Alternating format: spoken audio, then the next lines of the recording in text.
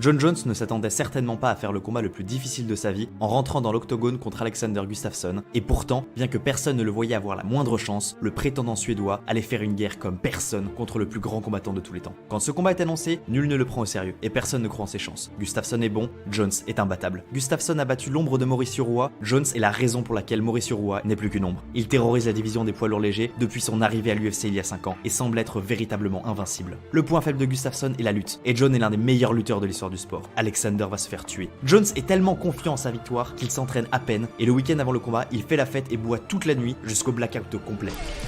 Sauf que le Suédois a un plan, et Jones va payer cher son manque de préparation. Premièrement, si Jones domine ses adversaires debout, c'est en partie grâce à son allonge. Mais Gustafsson est lui-même très grand, et s'il réussit à installer sa boxe anglaise, il pourrait surprendre Jones. Et c'est le cas. Lors du combat, Alexander tourne autour de Jones, le touche, esquive ses coups, fait le matador, et pour la première fois depuis que Jon est devenu champion, les spectateurs commencent à douter. Et si Alexander pouvait être le premier à vaincre l'américain? Jamais on n'avait vu Jones ne pas réussir à prendre son rythme comme ça dans un combat. Mais ils n'ont encore rien vu, parce que Gustafsson n'a pas encore joué sa carte maîtresse. On a dit que Jones était un lutteur hors norme, et il faut savoir qu'il n'avait jamais été amené au sol de sa carrière. Donc si jamais quelqu'un réussissait, il prendrait un avantage psychologique monstrueux, et Gustafsson, conscient que Jones ne s'y attend pas, puisqu'il n'est pas censé être un bon lutteur, sait que c'est maintenant qu'il faut tenter.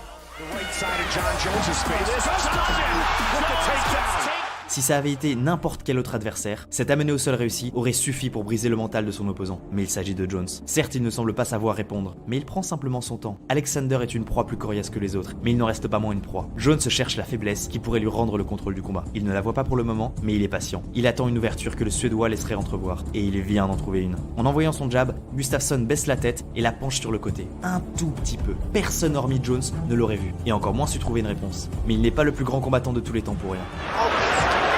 Et maintenant qu'il est blessé, il est temps pour Jones de traquer sa proie à travers l'octogone.